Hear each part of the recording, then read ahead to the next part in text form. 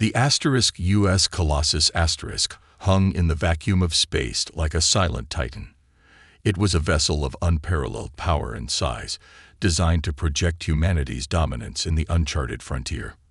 Measuring over 5 kilometers long and armed with weapons that could vaporize small moons, the Colossus was more than just a warship. It was Earth's declaration to the galaxy that humanity would not be underestimated. Admiral Victoria Hayes stood on the bridge, her eyes scanning the sea of stars through the panoramic viewport. Her presence exuded the calm authority of someone who had seen a lifetime of battles and survived them all. The hum of the ship's systems filled the room as her crew of seasoned officers maintained their posts, each one acutely aware of the tension that permeated the air. They were deep in Alpha Centauri, beyond the reach of Earth's comforting presence, with no backup for light years around. This was their first mission since the Colossus was launched. A mission that was as vague as it was unsettling.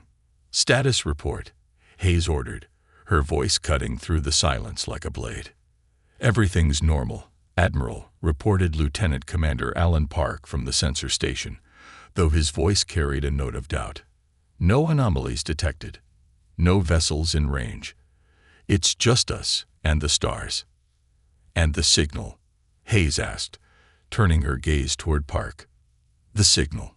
It had come out of nowhere, a burst of data interspersed with strange patterns and mathematical sequences that no known species used. It was discovered by a deep space probe a month ago, and the message had been relayed to the Colossus for analysis. Some thought it was a rogue transmission, some random cosmic anomaly. But Hayes didn't believe in coincidences. "We're still trying to decipher it," Park replied. "The algorithms keep looping, but they're not making much headway.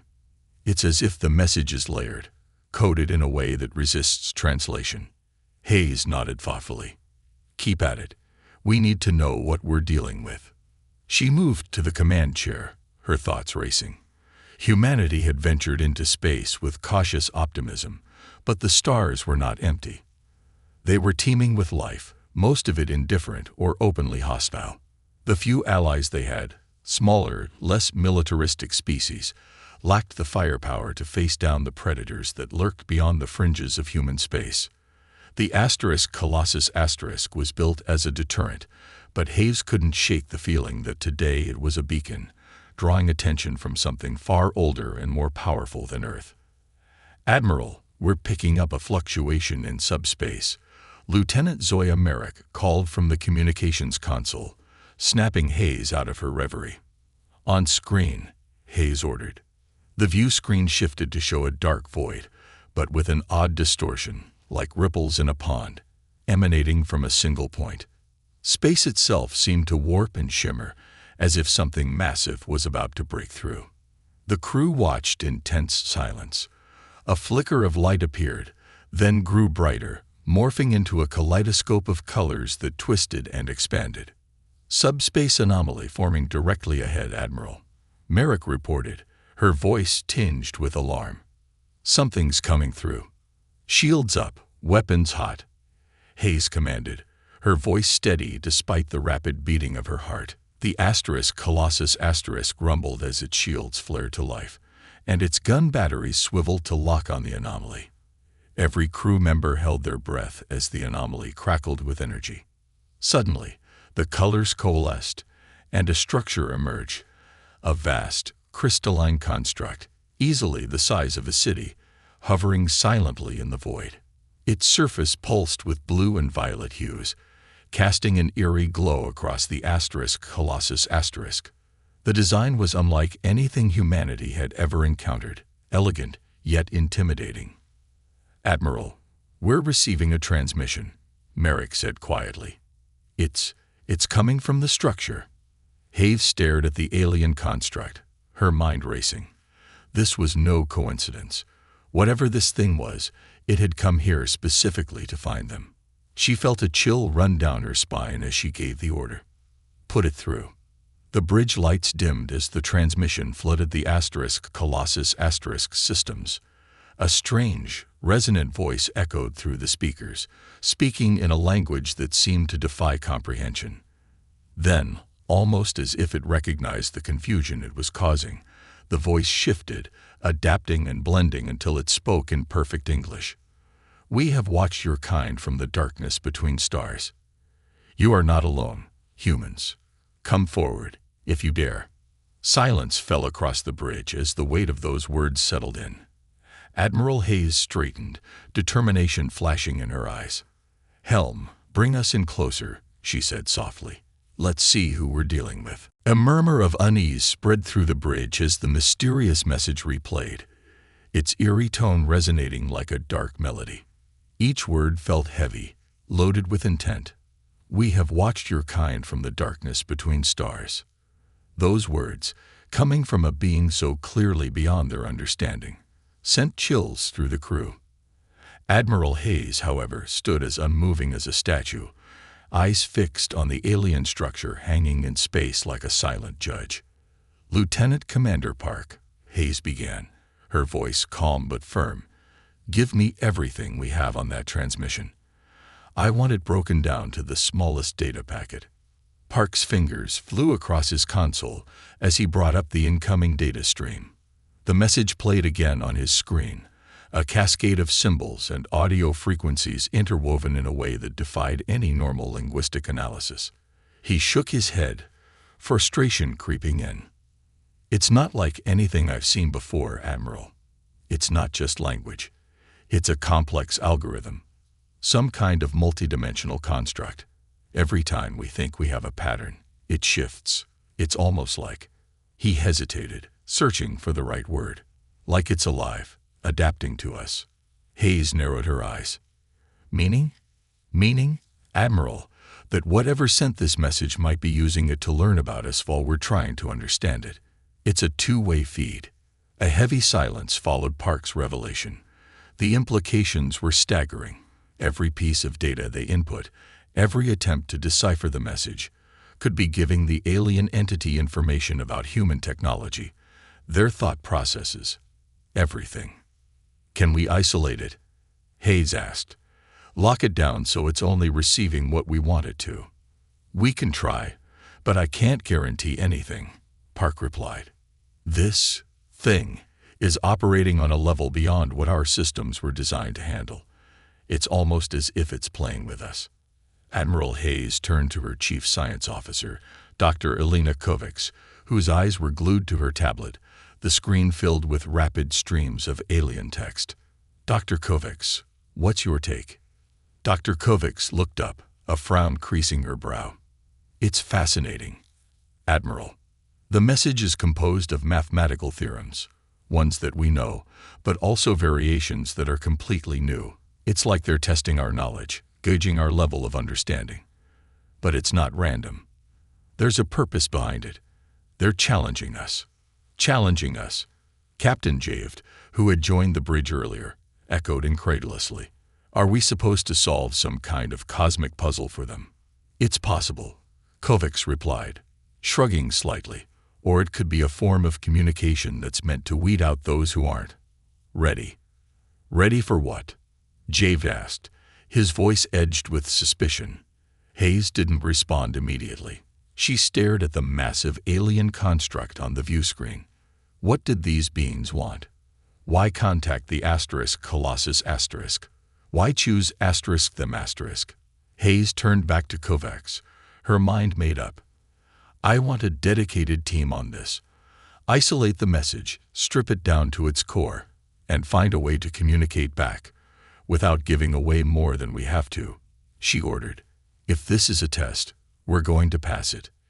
"Yes, Mom," Kovacs acknowledged, already turning to the console beside her and calling in the brightest minds from their research division. Within moments, the bridge buzzed with activity as analysts and scientists across the asterisk Colossus asterisk were linked in, exchanging theories and counter-theories as they worked to decipher the alien code. As the hours ticked by, the air grew thick with tension.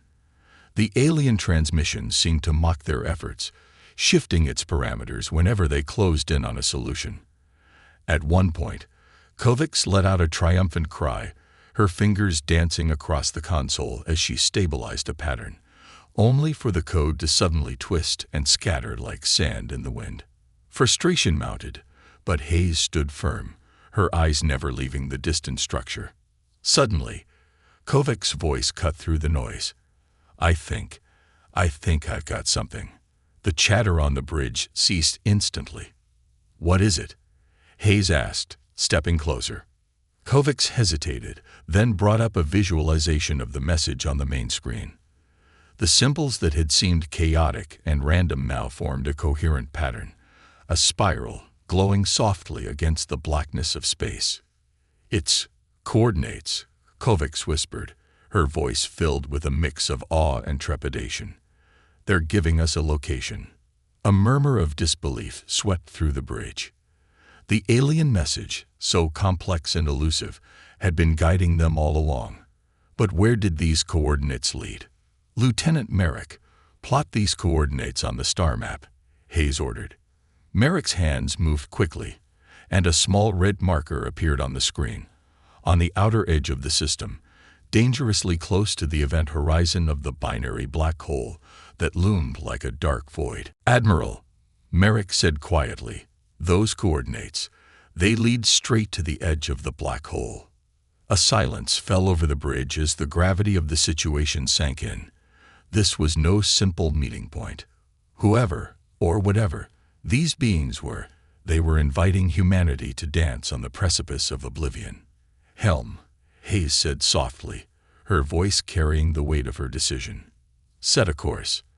Let's see what they have in store for us." The US Colossus floated like a predator in the dark expanse, surrounded by a growing armada of human and allied ships. Frigates, destroyers, and research vessels, all dwarfed by the massive Colossus took up formation around the flagship. The signal from the alien construct continued to pulse softly in the background, a constant reminder that they were teetering on the edge of the unknown. Admiral Hayes stood at the center of the bridge, the holographic display in front of her rendering a three-dimensional map of the Alpha Centauri system. Red markers denoted Allied ships converging on their position, each responding to the distress signal Hayes had sent out hours earlier. She knew she was walking a thin line. Bringing the fleet together in such proximity to the black hole and an alien entity could be interpreted as aggression by their unknown counterparts, but arriving unprepared could be a fatal mistake. "Admiral, the ISS Vanguard and TSF Resolution have arrived and are requesting docking clearance," reported Lieutenant Merrick, glancing over her shoulder. "And the UN diplomatic shuttle is approaching with Ambassador Yule on board." "Very well," Hayes replied, straightening her uniform. "Signal Captain Javed on the Vanguard and prepare the conference room for a full briefing once Ambassador Yule is aboard." The Vanguard was the most advanced tactical ship in the fleet after the Colossus captained by the shrewd and resourceful Emir Javed. He was a man who thrived on risk, a trait that had both saved and endangered his crew more times than Hayes cared to remember. As for Serena Yule, Earth's leading diplomat and the youngest ambassador ever appointed to interstellar negotiations, her presence meant that Earth's high command was taking this first contact very seriously. They wanted a peaceful resolution, but were prepared to exert force if necessary.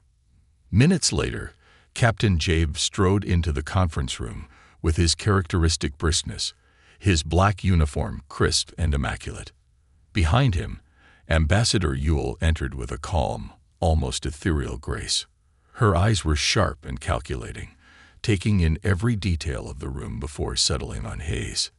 "Admiral, Captain, Ambassador, thank you for joining us," Hayes began, gesturing to the seats. "We don't have much time, so I'll get straight to it." She activated the holographic display in the center of the table. The image of the alien structure appeared, rotating slowly as streams of data scrolled beside it. "This is what we're dealing with," Hayes said. "The entity calls itself Ethesian, and claims to represent a species known as the Etheri. They've invited us to these coordinates, dangerously close to the event horizon of the system's binary black hole, for what they describe as a critical negotiation. What's the catch? Jave asked, his eyes narrowing. Aliens don't just show up and invite us to have tea on the edge of a black hole. What do they want? Ambassador Yule leaned forward, her fingers steepled in front of her. The Etheri have been observing us, and not just passively. They've intercepted our communications, analyzed our technology. They've been preparing for this meeting for a long time. They claim that another species, the Ezerath, is planning to invade this sector. They view us as a potential threat and want to eliminate us before we grow too powerful. A heavy silence fell over the room as the words sank in. The Ezerath, a species so dreaded that even the mention of their name had stirred fear among humanity's allies. The Ezerath were a conquering race, known for their ruthless efficiency and devastating technology. The few species that had survived encounters with them were now either subjugated or hiding in distant systems. So the Etheri want to help us? Jave said, skepticism clear in his tone. Why? Because they know they can't take on the Ezerath alone, Hayes answered.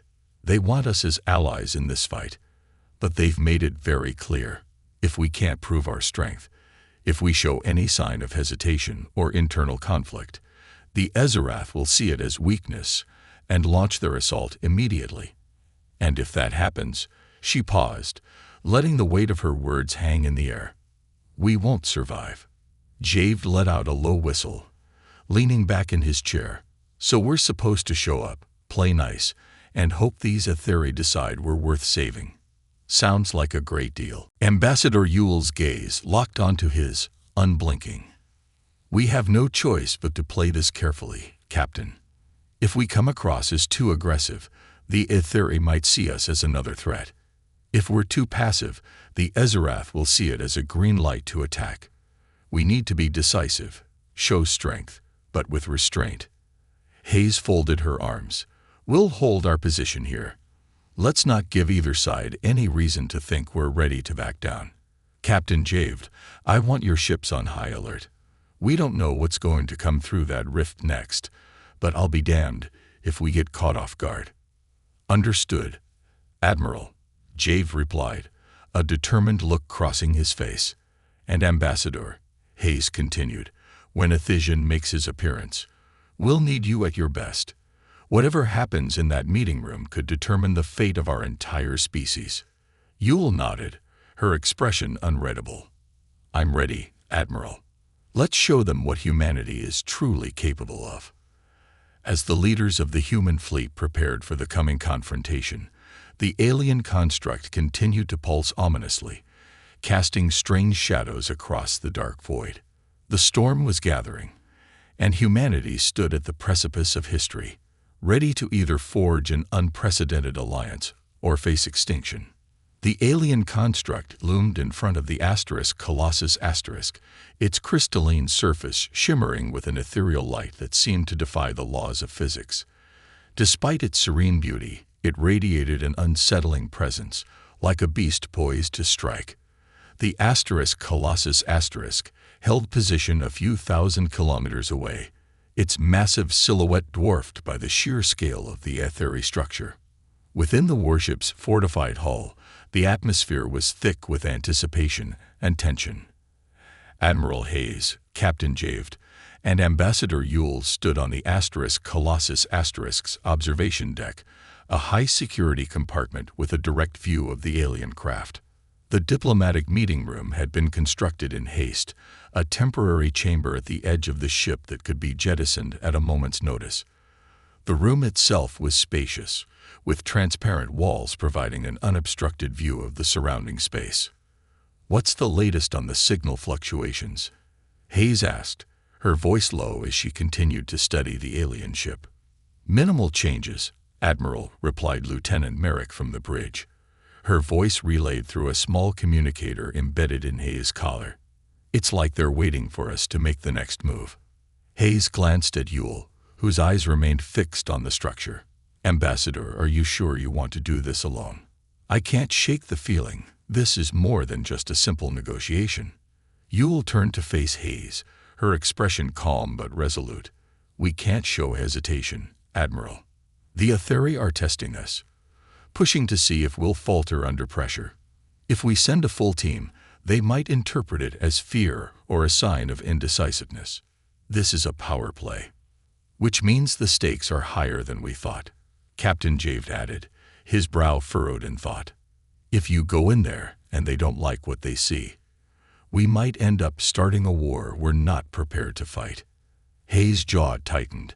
We've faced worse odds. The question is whether we're willing to take the risk. Yule straightened, smoothing the front of her navy blue diplomatic uniform. We don't have the luxury of waiting, Admiral. The Ezerath are out there, watching. The longer we delay, the closer they get to making their move. This is our chance to show the Aetheri that humanity is not just another species to be pushed around. With a final nod of approval from Hayes, Yule stepped into the designated chamber, and the translucent walls shimmered as it detached from the main body of the Colossus *, gliding slowly toward the alien structure. The chamber's trajectory was guided by the alien signal, and soon it reached the threshold of the massive construct, coming to a gentle stop in front of a shimmering blue energy field. Inside the chamber, Yule stood alone, hands clasped behind her back, her gaze unwavering. The Aetheri had promised a face-to-face encounter, though what that meant remained unclear. As the minutes dragged on, the energy field rippled, and the chamber's interior temperature dropped noticeably. A cold mist swirled around Yule's feet, casting an otherworldly glow. Then the mists coalesced, taking on a defined shape. A tall figure began to form, a humanoid silhouette with long, slender limbs and a crystalline exoskeleton that refracted the chamber's light in a dazzling display. The being's eyes, if they could be called that, were clusters of luminous orbs that shimmered with 1,000 hues, studying Yule intently. Ambassador Yule of Earth, the being's voice resonated within the chamber, deep and resonant like the tolling of a great bell. I am Aetherian, voice of the Aetheri. You have come as requested. I have, Yule responded, keeping her voice steady. We wish to understand the nature of this meeting, and why the Aetheri have chosen this place and time. Aetherian inclined its head, the motion slow and deliberate. We have watched your species with great interest.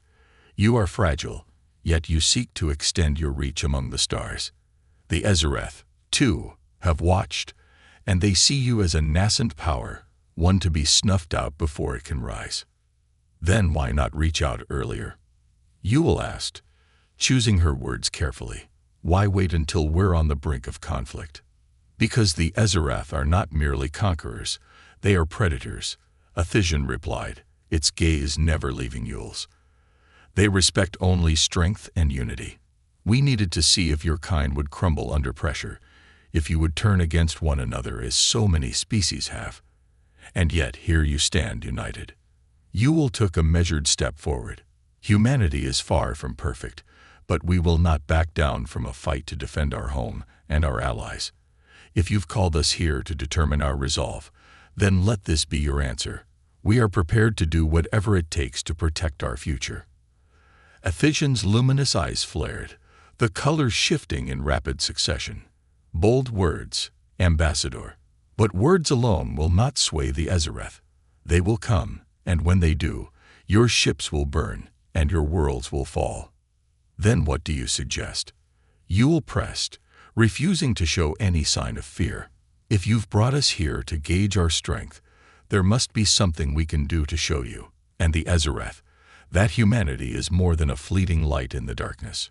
Aetherian paused, then slowly raised a crystalline hand. A small hologram flickered to life in the space between them, an image of a massive, dormant construct orbiting just beyond the system's black hole, hidden from sensors by the gravity well. The Ezerath know only one language, power. If you wish to stand against them, you must awaken the Sentinel, a weapon forged long ago by those who opposed them. Aetherian said softly, but be warned, human, To control such power is to invite destruction, and perhaps even the end of your kind. Yule's breath caught as she studied the hologram. This was it, humanity's chance to even the odds. But the price. Do you still wish to proceed? Ephesian asked, its gaze piercing. To stand on the razor's edge and face oblivion. Yule didn't hesitate. Yes, we will do whatever it takes. The tension aboard the Colossus was palpable. Every officer, every crew member knew that they were standing at a crossroads for humanity's future. If they failed here, it could mean extinction not only for themselves, but for everyone back home. Admiral Hayes, Captain Javed, and the senior staff gathered once more in the command center, their eyes locked on the holographic projection of the Sentinel, a dormant weapon of immense power hidden deep within the gravity well of the binary black hole. What exactly are we looking at? Hayes asked, her voice cutting through the silence like a blade. She gestured toward the rotating image of the Sentinel. It was a behemoth of a structure, a spiraling mass of dark metal and energy conduits, suspended in space like a coiled serpent. Alien rooms glowed faintly along its surface, pulsing with a barely contained power. Dr. Elena Kovacs, the chief science officer, stepped forward, a look of grim fascination on her face. It's an ancient superweapon, Admiral. The Etheri records indicate that it was built eons ago by a coalition of species who faced the Ezerath in the past. They called it the Sentinel. It was designed to disrupt the very fabric of space-time, unleashing enough force to cripple even Ezerath warships.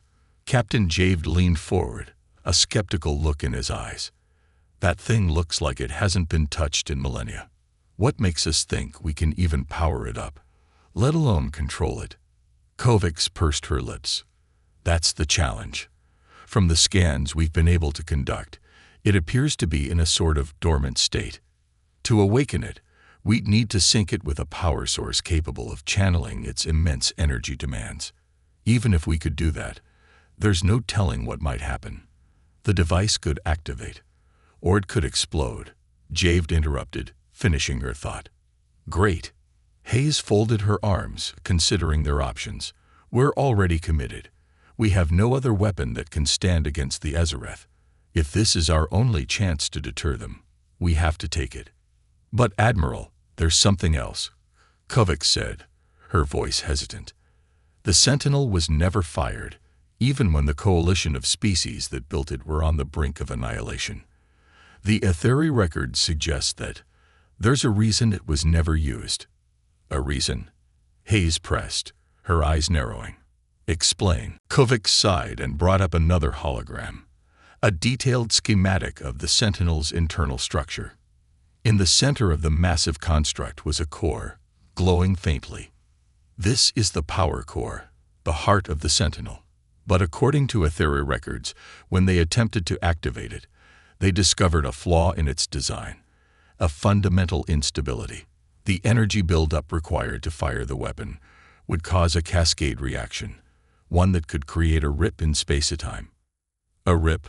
Hayes asked, her gaze hardening. Are we talking about a small fissure, or something more catastrophic? Catastrophic, Kovacs confirmed. If triggered without precise control, the Sentinel could trigger a localized black hole, tearing apart everything within its vicinity, including us. It's why they never used it. They were too afraid of the consequences. The room fell silent as the implications sank in. Here was a weapon of unimaginable power, one that could potentially save humanity, or destroy them all. We're walking on the edge of a knife, Jave murmured, shaking his head. One wrong move, and we might just be lighting our own funeral pyre. Hayes considered the schematic, her mind racing through the possibilities.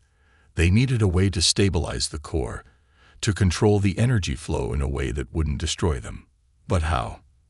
They didn't have the time or resources to reverse engineer an ancient alien superweapon. What about Ephesian? Hayes asked, glancing at Ambassador Yule, who had just returned from the tense encounter. Did the Etheri offer any assistance? Yule shook her head, her expression grim. No, They said it's up to us to prove our worth. If we can't find a way to activate it safely, then we're not ready to wield its power. Javed let out a frustrated growl. Convenient. They hand us a loaded gun, but won't tell us where the safety is. That's because they want to see how we handle the unknown, Yule replied softly. They're testing us, watching to see if we'll break under the pressure. This is our crucible, and we either come through it stronger, or we don't come through it at all. Kovacs stared at the core, a thoughtful look on her face. We might not be able to stabilize it completely, but there's a possibility we can reduce the risk. If we could set up a controlled energy transfer, using the Colossus as a buffer, it might give us a window of stability long enough to fire a single shot. Hayes arched an eyebrow. You're saying we'd have to use our own ship as a conduit for this thing? Yes, ma'am. We'd have to divert a significant portion of the Colossus' power to the Sentinel. But there's a catch. It would leave us vulnerable, defenseless, for at least several minutes. Javid's face tightened. If the Ezerath show up during that time, then we're sitting ducks, Kovacs finished quietly. Hayes took a deep breath, feeling the weight of command settling on her shoulders.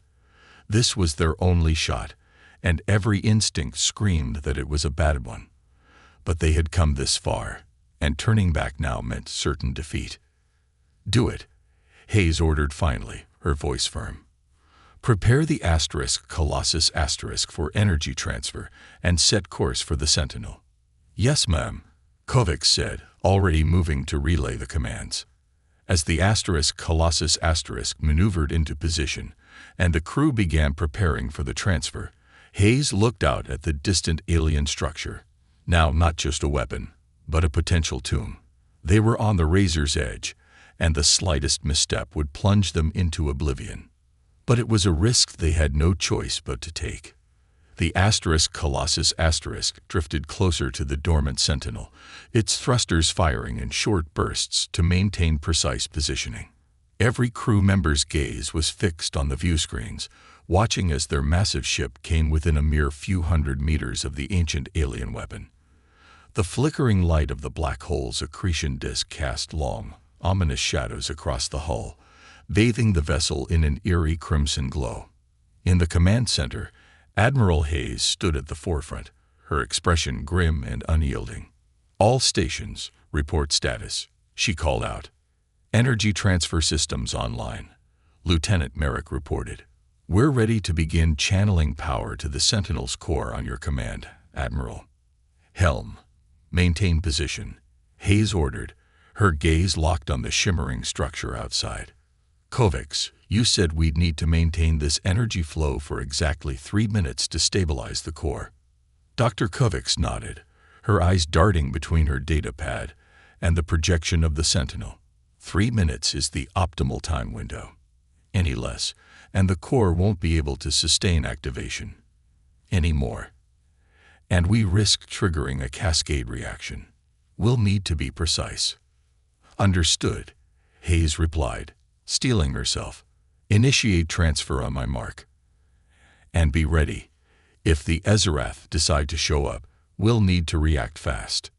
Mark, Hayes commanded. The lights on the bridge dimmed, and the hum of the Colossus reactor deepened as massive energy conduits extended from the ship's ventral surface, locking onto the Sentinel's exterior with a reverberating clang. Streams of blue and white energy crackled along the conduits, sparking with dangerous intensity as the Colossus began feeding its power directly into the alien core. The Sentinel responded almost immediately. Its once dark structure began to pulse with a deep internal glow, the ancient runes along its surface lighting up one by one in a slow, mesmerizing sequence. Inside, the massive central core awakened, spinning faster and faster as it drew in the energy provided by the Colossus. Hayes held her breath, her eyes never leaving the display. Energy levels rising, Kovacs announced, her voice tight with concentration. Core is stabilizing. Wait. No, it's fluctuating. We're pushing too much power too quickly. Decrease transfer rate by 15%. Adjusting now, Lieutenant Merrick replied, fingers flying over her console. Outside, the Sentinel's light shifted from a soft blue to a volatile red, the energy field around it shimmering with instability. It was like watching a sleeping giant wrestle with a sudden surge of power coursing through its veins. For a moment, it seemed as if the whole structure might tear itself apart. Core stabilizing. Hold it. Hold it, Kovacs murmured. Just as the Sentinel's core began to settle, the proximity alarms blared, shattering the tense silence. Red lights flashed across the bridge, and the view screen zoomed out to show a ripple forming in the fabric of space near the black hole's event horizon. Admiral, Merrick shouted, panic creeping into her voice. We've got multiple inbound contacts, unknown configuration. They're dropping out of FTL right on top of us. Ezereth, Captain Javed growled, his eyes narrowing as the first of the enemy ships emerged from the tear in space.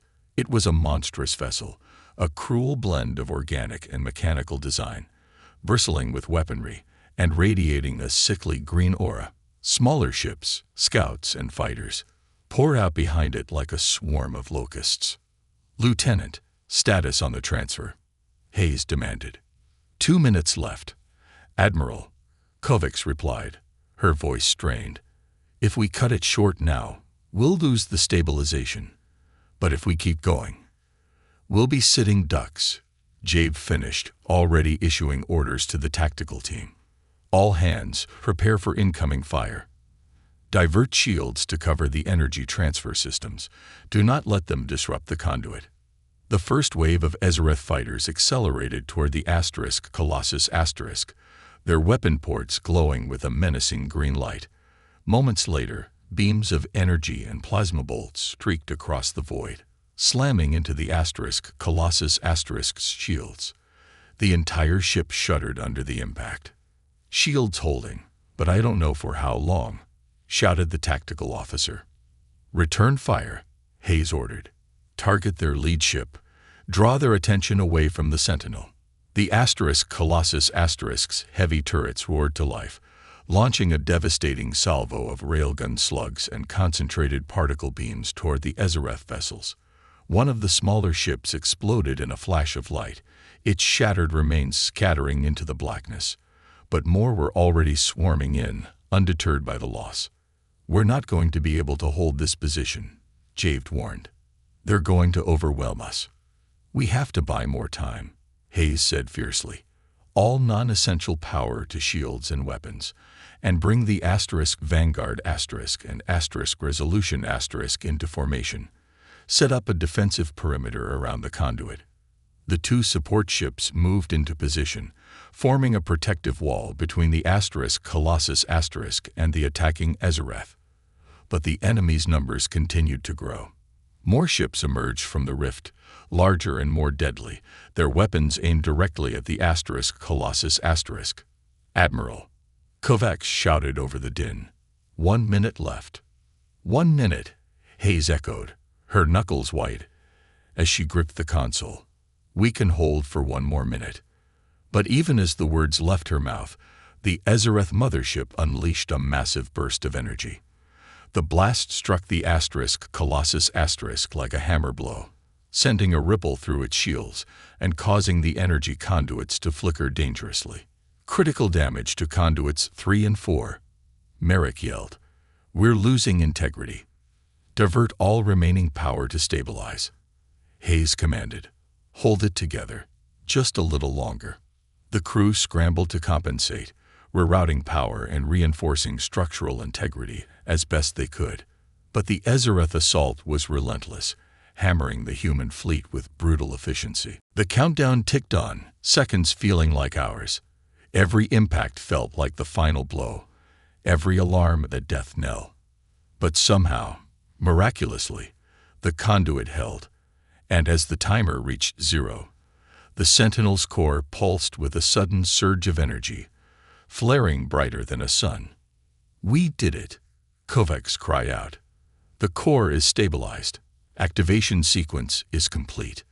Then let's give the Ezereth a welcome they won't forget, Hayes said, her voice fierce with determination. "Target the lid ship and prepare to fire." The Sentinel's dormant form began to shift and unfold, panels sliding open to reveal a massive energy cannon, glowing with unimaginable power. The Ezereth ships faltered, realizing too late what was about to happen. "Fire," Hayes commanded. A blinding beam of energy shot forth from the Sentinel, lancing through the void and striking the Ezereth mothership dead center. The colossal vessel shuddered violently, its hull fracturing under the sheer force of the blast. And then, in a brilliant flash, it detonated, the shockwave obliterating the smaller ships nearby. Cheers erupted across the Colossus***'s bridge, but Hayes knew the battle was far from over. The Ezerath would not retreat so easily. This was just the beginning. "Reform defenses," she ordered, her gaze still fixed on the burning wreckage of the enemy ship. "We're not done yet." The wreckage of the Ezereth mothership drifted through space, a dark testament to the sheer power of the newly awakened Sentinel. Shattered hull fragments glinted like jagged teeth against the backdrop of the binary black hole. But even with their flagship destroyed, the remaining Ezereth fleet continued its assault, redoubling its efforts with cold, predatory resolve. The bridge of the Colossus** buzzed with tension as Admiral Hayes kept her gaze locked on the tactical display. "They're regrouping," Captain Javed warned, pointing to a cluster of red blips on the screen. "That last strike only slowed them down. They'll be coming at us with everything they have." "Let them come," Hayes replied, her voice icy. "We need to finish what we started." "Dr. Kovacs, status on the Sentinel." Kovacs adjusted her visor, eyes darting across streams of alien script and diagnostic reports. "The Sentinel's primary weapon is recharging. But there's a problem, Admiral. The power surge from the last shot disrupted the stabilizing field around the core. It's drawing energy directly from the black hole's gravity well to compensate." Hayes frowned. "What does that mean for us?" "It means the weapon's firing mechanisms are no longer fully under our control," Kovacs said, her face tight with concern. "Each time it draws power, the gravitational pull of the black hole will increase exponentially. If we keep using it, the black hole's event horizon will expand, and we'll be caught in its gravitational pull." Hayes felt a chill run down her spine. It was an impossible choice. Use the weapon to fend off the Ezereth, risking annihilation from the black hole, or cease fire and let the Ezereth ships overwhelm them. Her gaze shifted to the view screen, where the edge of the event horizon shimmered ominously, distorting the starlight around it. "We can't let the Ezereth gain control of this weapon," Hayes said softly, more to herself than anyone else. "But we also can't destroy ourselves in the process." Ambassador Ewell stepped forward, her face drawn with the weight of everything that had happened. "Admiral, if we don't act now, they'll overrun us. We have to buy more time." Hayes nodded, her mind racing. "What if we use the black hole against them? The Sentinel's core is linked to the gravity well, right? Could we manipulate it? Use it to create a gravitational anomaly to disrupt their formation?" Kovacs blinked, then her eyes widened as the possibilities dawned on her. "It's a long shot, but theoretically, yes. We could redirect the power flow to destabilize the gravity well just enough to create a powerful gravitational eddy, essentially a wave that could scatter their fleet." "Do it," Hayes ordered, resolve hardening. "If we can't win through brute force, we'll use the environment to our advantage." Kovacs nodded and quickly began keying in commands. The Sentinel, still glowing faintly from its last discharge, shifted again. Its once linear shape began to twist and contort, enormous plates and conduits rearranging themselves in a mesmerizing display of alien engineering. The ship seemed to ripple, as if resonating with some unseen force. Outside, the black hole responded, its event horizon expanding and contracting like a beating heart. "Gravitational eddy forming," Kovacs called out. "Brace for impact. This is going to get rough." As the Sentinel channeled its power into the black hole, the space around the Colossus* began to warp and buckle. Gravitational waves rippled outward, distorting light and space. The Colossus shuddered, its hull groaning under the strain.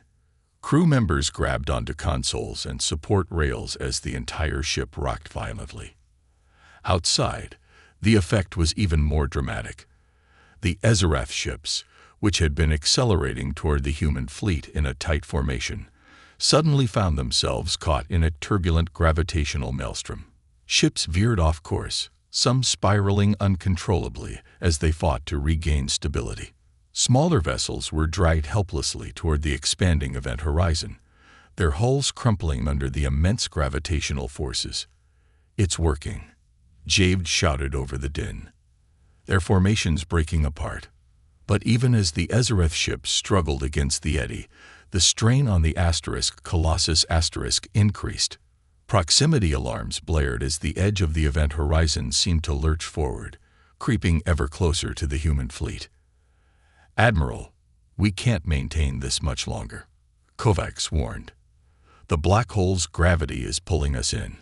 We need to shut it down before—" "Wait," Hayes interrupted, her eyes narrowing as she studied the tactical display.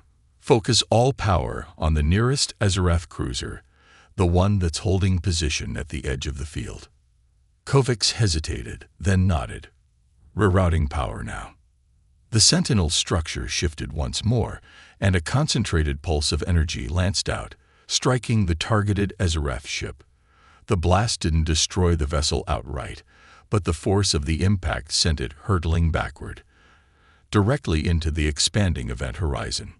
For a moment, it seemed like the ship might escape, but then the black hole's gravity seized it. The cruiser stretched and distorted, its metallic surface warping as it was pulled inexorably toward the singularity. The ship vanished with a final, violent lurch, disappearing into the void. And then something extraordinary happened. The black hole, already fluctuating from the Sentinel's energy manipulation, began to twist and spiral, its shape distorting as if writhing in pain. The event horizon contracted, then expanded rapidly, creating a powerful shockwave of gravitational force that swept through the battlefield. The HFY ships, already struggling against the gravitational eddy, were caught completely off guard. The shockwave ripped through their formation, tearing smaller vessels apart and sending larger ships careening out of control. The once formidable HFY fleet was thrown into disarray, scattered across the system like leaves in a storm. "Direct hit," Merrick yelled, her voice tinged with disbelief. "We're pushing them back." Hayes allowed herself a grim smile. "Good. Now let's make sure they don't come back." But even as the HFY ships floundered, the Colossus continued to drift closer to the edge of the black hole. The Sentinel's energy output had linked their fate to the gravity well, and the ship's engines struggled against the increasing pull. "Admiral," Jave said urgently, "we need to disengage or we'll be pulled in with them." Hayes looked out at the swirling chaos, knowing they were teetering on the brink of destruction. One final push, one last act to ensure the HFY's defeat. "Divert all power to the engines," she ordered, her voice ringing with determination. "We're breaking free now." With a thunderous roar, the Colossus engines flared to life, the ship straining against the black hole's gravitational embrace. Inch by agonizing inch, they began to pull away, the Sentinel's connection weakening as the Colossus distanced itself from the event horizon. "Almost there," Jake murmured, eyes glued to the display. The engines howled in protest, but the ship continued to pull free. And then, with a final, shuddering lurch, the Colossus broke away, leaving the gravitational anomaly and the shattered remnants of the HFY fleet behind. "Course clear, Admiral," Kovacs breathed, her shoulders sagging with relief. "We're free." Hayes exhaled slowly, her hands finally relaxing. "Damage report. Let's see how badly we're banged up." The crew sprang into action, but the mood on the bridge was one of cautious hope. They had defied the odds, wielded the power of the Sentinel, and survived. But the battle wasn't over yet. The asterisk Colossus asterisk drifted in the relative calm of space, a solitary titan amid the wreckage of the Ezerith fleet. The gravitational waves from the black hole had subsided, leaving behind only echoes of destruction. The stars twinkled quietly in the distance, a stark contrast to the chaos that had just unfolded. But within the ship, tension remained palpable, the aftermath of the battle leaving its mark on the crew. Damage report. Admiral Hayes barked, her voice cutting through the thick atmosphere of the bridge. Structural integrity at 80%, Lieutenant Merrick reported, her fingers flying over the console. Shields are down to 30%. We took a beating, but the asterisk Colossus asterisk is still operational. The Sentinel is still stable but needs a full diagnostic. Get engineering teams to work on the repairs, Hayes ordered, feeling the weight of responsibility settle heavily on her shoulders. And check in with the asterisk Vanguard asterisk and asterisk Resolution asterisk. I want to know their status. Communications are up, Javed confirmed, a hint of relief in his voice. The asterisk Vanguard asterisk reports minor damage, but they're ready for further action. The asterisk Resolution asterisk is still holding position, ready to provide support. Kovacs turned from her terminal, the lines on her face deeper from stress, but her eyes shining with determination. Admiral, we need to consider our next steps. The Ezerath will regroup, and we can't afford to let them recover. Hayes nodded, feeling the weight of their situation. They had dealt a significant blow to the Ezerith fleet, but it was clear that the war was far from over. We need to send a message back to Earth. Reinforcements will be critical, and we need to ensure Command understands the threat we're facing. As she spoke, the view screen flickered to life, and an image of the vast black hole loomed ominously, flanked by the remnants of the Ezerith fleet. A knot of unease twisted in Hayes' stomach as she regarded the massive entity that had almost claimed them. Admiral, Merrick interrupted, her voice tense. We're receiving an incoming signal. From whom? Hayes asked, brow furrowing. Unknown source, Merrick replied, shifting the display. The screen filled with strange symbols, complex geometric patterns that twisted and morphed before her eyes. They were unfamiliar, yet eerily similar to the markings they had seen on the Sentinel. Kovacs stepped closer, her eyes narrowing as she studied the symbols. This is a language, but it's unlike anything we've encountered before. We'll need time to decode it. Time is something we might not have, Hayes replied, glancing at the tactical display, where a few surviving Ezereth ships were still lingering near the event horizon. What if it's a distress signal, or an offer of surrender? Kovacs shook her head. I don't think so. The energy signature, there's something aggressive about it. It could be a call for reinforcements. Then we need to respond, Hayes decided. Prepare a message using the Sentinel system to decode their language. We'll need to establish communication before we make any moves.